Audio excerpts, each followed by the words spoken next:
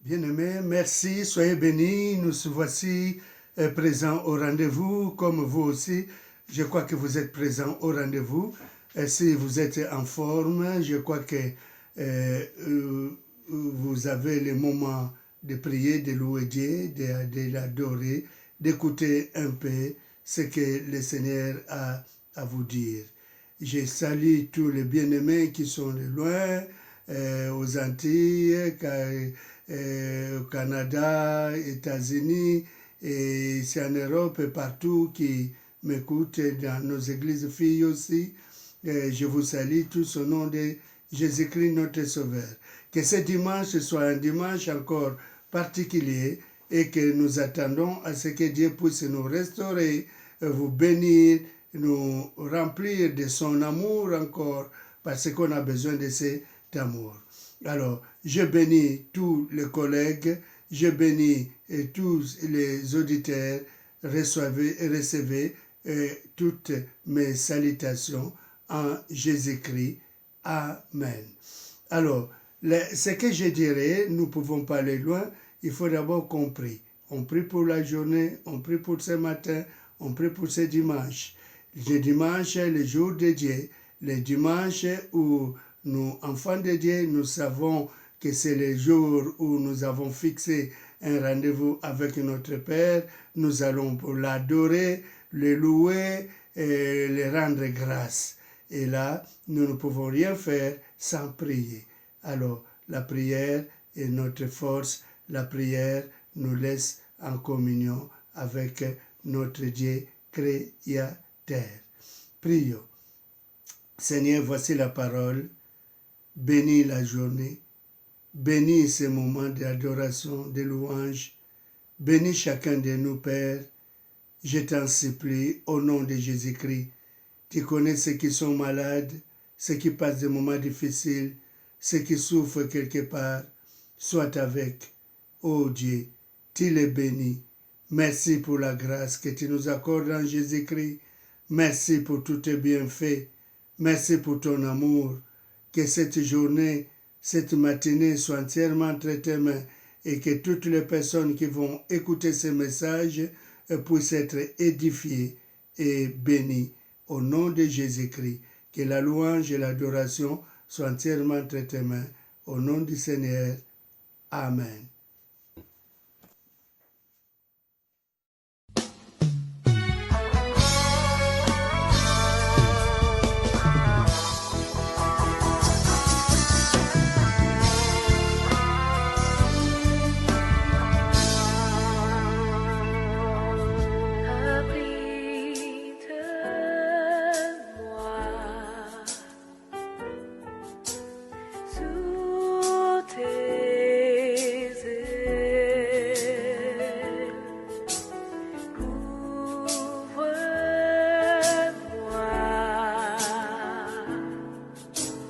Par ta main puissante,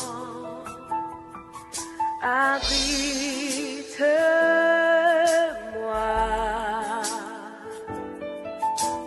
sous tes ailes,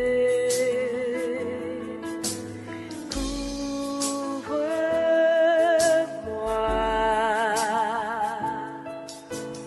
par ta main. Même si les océans se déchaînent, je les traverserai avec toi. Père, tu domines les tempêtes. Je suis tranquille car tu es là. Je suis tranquille car tu es là.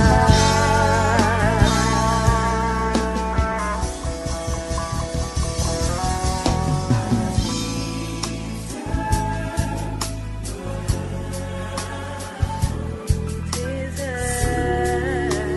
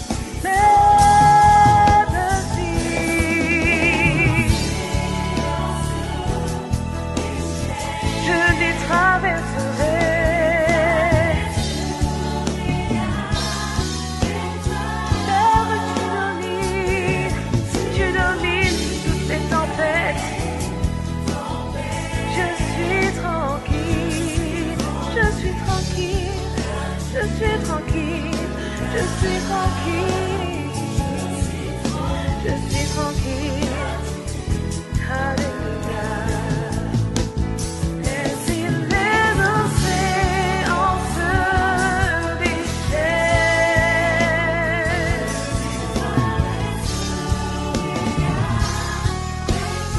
je les traverserai avec toi. Tu domines, Seigneur, tu domines, je suis tranquille.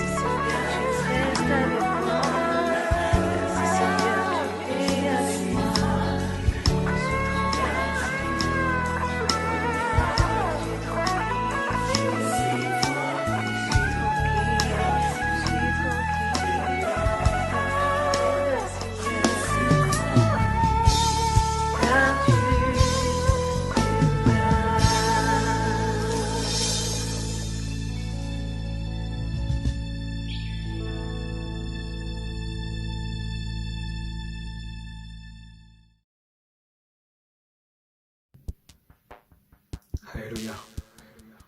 Je ne suis plus esclave de la peur, car Christ a combattu pour moi.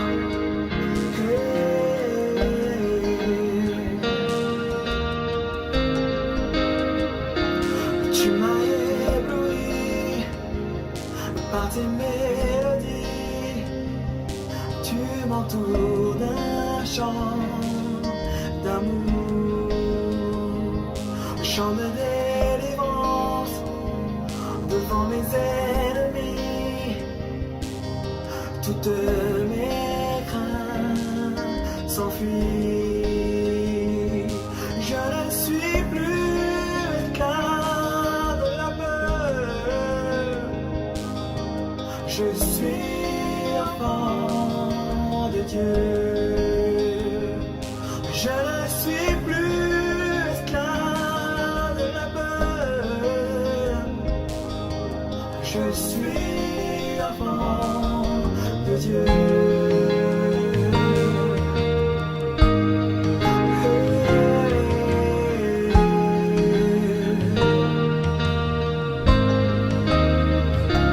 Avant ma naissance, tu m'avais choisi, appelé par mon nom. Tu m'as adopté, je suis de ta famille. Ton sang coule dans mes veines. Je ne suis plus esclave de la peur. Je suis enfant de Dieu. Je ne suis plus esclave de la peur. Je suis enfant de Dieu. Je ne suis plus esclave de la peur. Je suis enfant de Dieu. Je ne suis plus esclave de la peur. Je suis enfant de Dieu.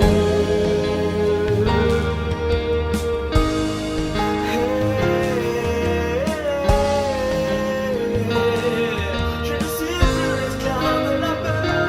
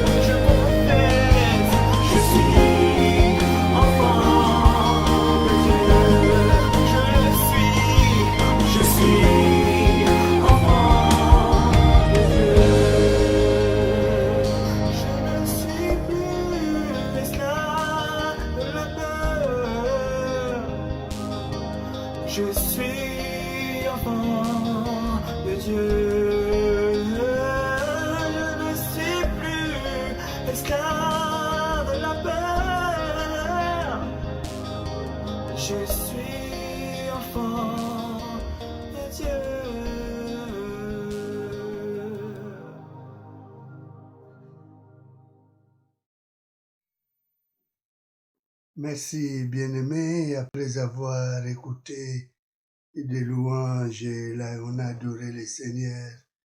On avait prié que le Seigneur soit avec nous, qu'il nous conduise. Il a quelque chose à vous donner, il a quelque chose à vous dire. Le Saint-Esprit est là. Merci pour sa présence. Chaque jour, quand on annonce la parole de Dieu, il y a un message particulier pour toi qui m'écoutes. Il y a un message pour toi chaque jour. Et aujourd'hui encore, il y a un message pour toi. On ne peut pas commencer sans prier. On prie d'abord. Dieu des grâces, merci pour le travail que le Saint-Esprit continue à faire dans nos vies et dans les cœurs de tes enfants. Que cette parole, Père éternel, puisse réanimer, que cette parole puisse fortifier, que cette parole puisse encourager tes enfants. Bénis ta parole au nom de Jésus-Christ. Amen. Gloire à Dieu. Alors, notre thème d'aujourd'hui, c'est que quand Jésus est votre compagnon, vous ne pouvez pas craindre. Ne craignez rien. Quand il est votre compagnon. Alors, souvent, notre vie est parsemée par des craintes. Des craintes pour notre santé, des craintes pour notre vie, des craintes pour notre travail, pour notre famille, etc. Mais quand Jésus est notre compagnon, alors c'est lui qui s'en charge. C'est ainsi que la Bible même nous dit, par notre inquiétude, nos raisonnements, notre façon de voir des choses, qui que c'est, comment se forment les os dans le ventre de la femme. Dieu seul le sait. C'est ainsi que nous nous inquiétons pour ceci et cela, mais Dieu qui connaît toutes les choses. Alléluia, alléluia. Alors, Jésus est au milieu de nous, nous le confessons, nous crions chaque fois, oui, et nous chantons même, Jésus est au milieu de nous, il est avec nous. Seigneur, tu m'accompagnes dans nos prières. Mais quand nous disons, Seigneur, tu nous accompagnes, donc nous voulons qu'il soit là, nous voulons qu'il soit notre compagnon. Alors, s'il y a quelque chose, c'est lui qui va s'en charger dans notre vie, dans notre voyage, dans tout ce que nous entreprenons. Il faut que nous le confessons, nous crions que Seigneur soit avec nous, Seigneur soit avec nos enfants, Seigneur soit accompagne-moi. Alors, dans ce cas, nous disons par des lèvres, mais ce n'est pas la foi, ce n'est pas le cœur, ce n'est pas la conviction. Mais aujourd'hui, je vais vous dire, comme dit le thème, quand Jésus-Christ est notre compagnon, alors nous ne craignons pas rien. Nous ne craignons rien. Alors, il est présent. Nous voyons ici, nous le confessons, il est présent. Nous voyons ici, dans l'évangile selon Saint Luc, le chapitre 24, à partir du verset 13 à 32, on nous parle de l'histoire de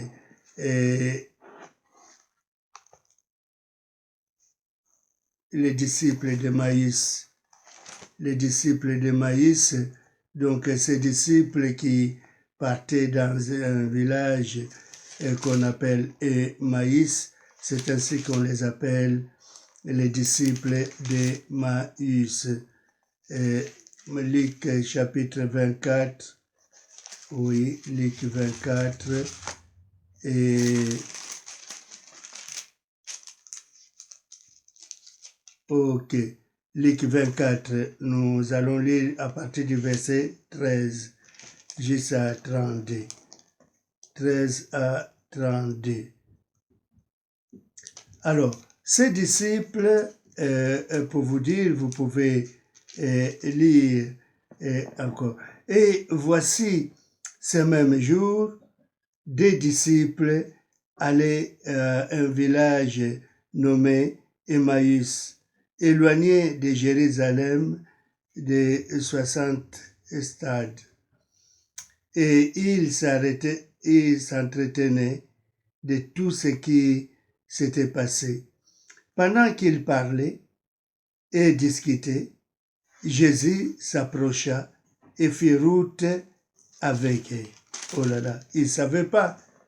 Il voit un autre compagnon. Mais leurs yeux étaient empêchés de les reconnaître. Encore, leurs yeux étaient empêchés de les reconnaître. Pourtant, il était avec eux, il marchait avec eux. Il leur dit, de quoi vous entretenez, vous, en marchant, pour que vous soyez tout triste? L'un d'eux, nommé Cléopas, lui répondit, est-il le seul qui, séjournant à Jérusalem, ne sache pas ce qui est arrivé ces jours-ci? Quoi? Leur dit-il. Et ils lui répondirent, ce qui est arrivé au sujet de Jésus de Nazareth, qui était un prophète puissant en œuvre et en parole devant Dieu et devant tout le peuple. Et comment les principaux sacrificateurs et nos magistrats l'ont livré pour le faire condamner à mort et l'ont crucifié. Nous espérions que ce serait lui et qui délivrerait Israël, mais avec tout cela, voici le 3e jour que ces choses se sont passées. Il est vrai que quelques femmes d'entre nous nous ont fort étonnés, s'étant rendues de grand matin au sépulcre et n'ayant pas trouvé son corps, elles sont venues dire que les anges leur sont apparus et ont annoncé qu'il est vivant. Donc, vous pouvez encore continuer. Allez. Donc, c'était des personnes tellement tristes. Pour eux, le Sauveur est parti.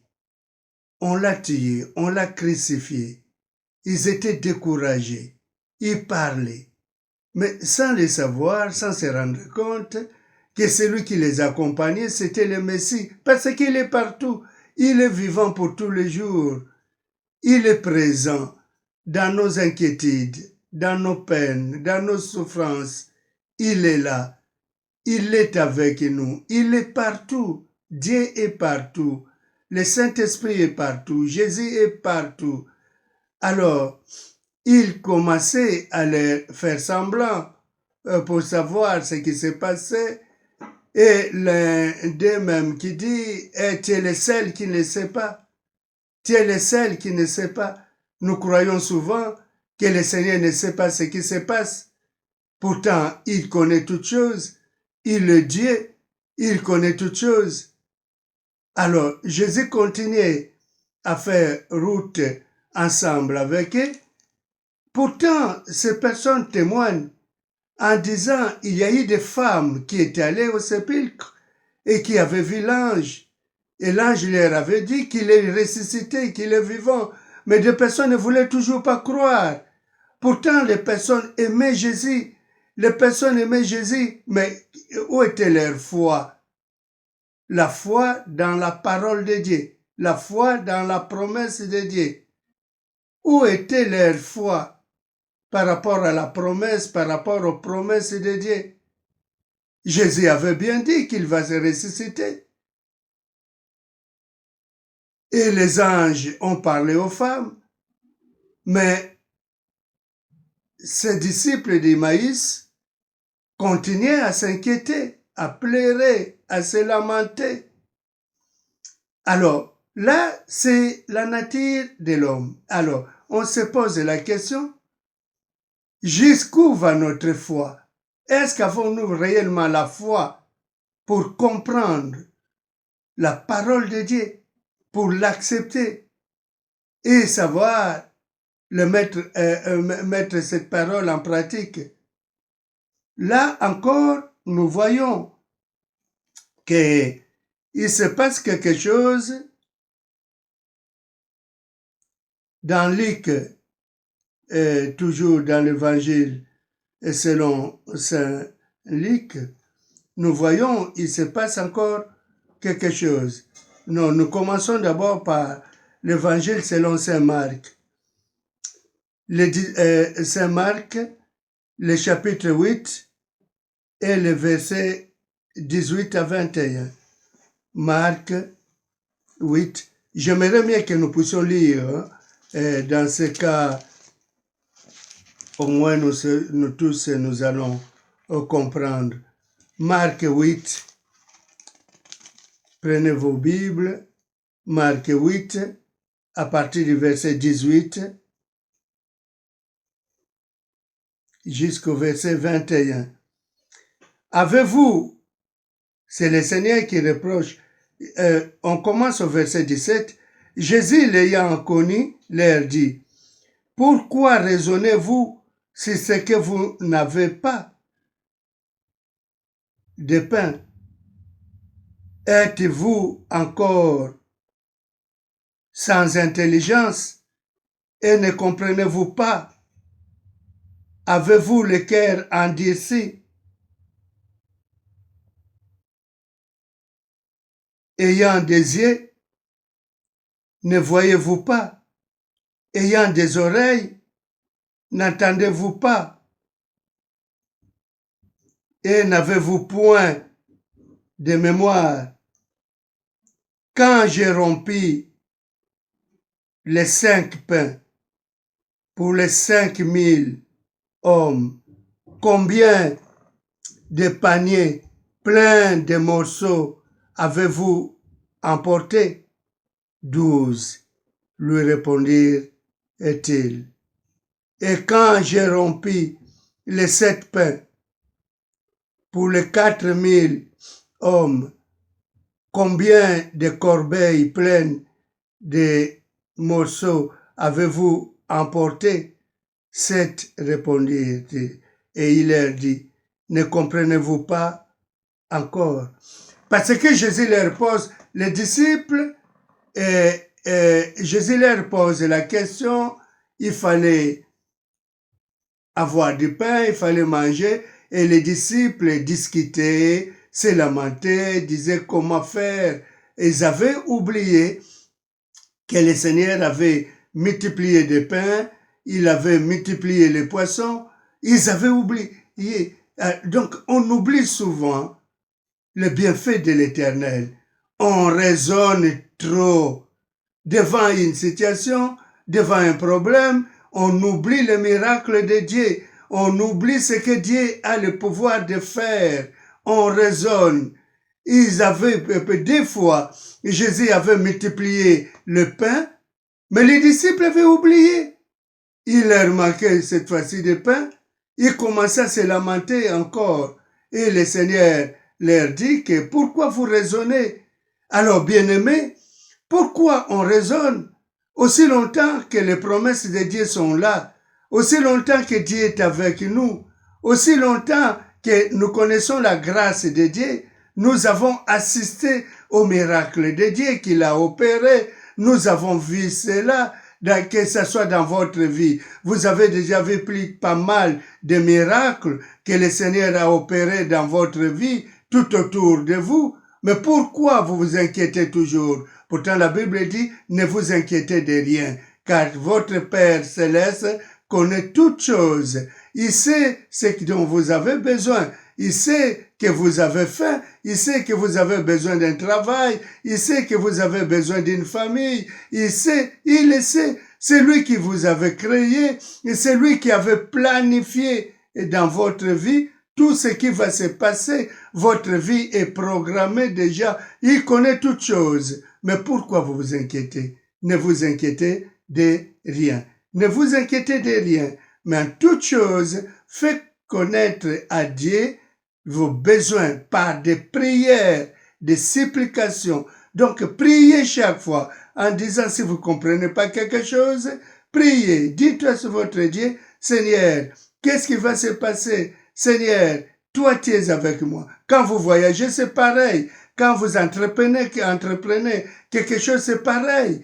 Parce que, regardez, ces disciples de Maïs, ils ne savaient pas que le Seigneur était avec eux. Le Seigneur est avec toi. Quand tu entreprends quelque chose, le Seigneur est avec toi. Il faut avoir cette assurance, cette conviction dans ton cœur que le Seigneur, quand on dit qu'il est présent, quand il dit que accompagne-nous, le Seigneur va nous accompagner. Ce ne sont pas des paroles en l'air, mais ce sont des vraies paroles. Alors, il faut que notre parole soit réellement des paroles qui sortent dans notre cœur, et qui sortent dans nos cœurs, que ce soit des paroles de foi, que ce soit des paroles qui vont créer des miracles. Car sans la foi, il n'y a pas de miracle. Si nous disons que le Seigneur est avec nous, alors nous remettons tout entre ses mains et nous croyons qu'il nous accompagne, nous croyons qu'il est avec nous, nous croyons qu'il est notre aide, nous croyons qu'il est notre défenseur, nous croyons que c'est lui qui combat pour nous, nous le croyons, nous le croyons. Alors pourquoi s'inquiéter encore? Pourquoi s'inquiéter encore? Un enfant, s'il a ses parents avec, et s'il y a un chien qui aboie, alors l'enfant va se voir déjà en sécurité parce que ses parents sont là et c'est que ses parents le protègent, ses parents le gardent, ses parents le sécurisent et nous, pourquoi pas, pour le Seigneur, qu'on puisse le dire. Alors, mon message, c'était juste ça pour vous dire et que ne vous inquiétez de rien quand vous savez que le Seigneur vous accompagne. Le Seigneur est avec vous. Ne raisonnez pas trop. Dans la foi, on ne raisonne pas. Dans la foi, on se confie à notre Seigneur, notre Dieu, qui est notre libérateur, qui est notre sauveur, qui est notre bouclier. Donc, c'est ça notre foi. Nous allons marcher avec lui. Nous savons, le matin quand nous nous réveillons, nous disons, Seigneur, je mets la journée entre tes mains.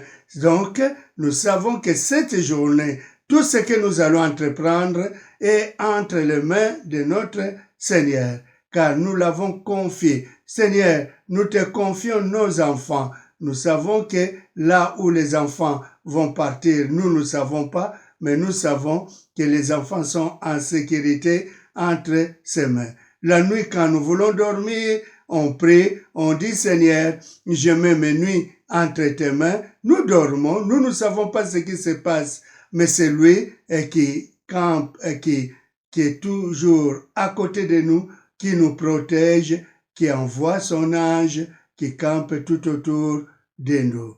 Quand nous voulons manger, tout ce que nous voulons faire, nous remettons, nous recommandons tout cela entre les mains de notre Dieu, entre les mains de notre Seigneur Jésus-Christ. Alors, il est avec toi, il est avec nous, il est présent, il est notre avocat, il est notre consolateur, il est notre bouclier, il est présent, il est avec toi. Alors, ne crains rien, il est là pour toi, il te garde, il te soutient. À lui soit toute la gloire au nom de Jésus. Amen. Alors, nous allons prier. Seigneur Dieu de grâce, voici ces moments de partage. Fortifie le cœur de tes enfants. Tu les encourages. Sois présent dans leur vie. C'est vrai, toi, tu es là. Tu es présent. Tu nous accompagnes, mais parfois on oublie que tu es présent. On s'inquiète de plusieurs choses, mais toi, tu as dit, ne vous inquiétez de rien, car tu nous accompagnes. Tu es avec nous. Tu nous protèges. Nous te recommandons toutes choses. Ô Dieu, merci Seigneur Jésus-Christ, car jamais tu as abandonné tes enfants. Nous sommes toujours prêts à te voir intervenir dans toutes les situations. tu te manifestes. Sois glorifié, Jésus-Christ. Sois magnifié au nom de Jésus-Christ. Merci pour la grâce. Merci pour la paix. Merci pour ta miséricorde. Merci pour ta présence. Et merci pour ton Saint-Esprit. Tu nous avais promis que tu demanderas au Père qui nous envoie le Saint-Esprit, le consolateur, qui allait toujours être présent dans nos vies, dans nos actions. Reçois gloire, Papa, au nom de Jésus. Amen.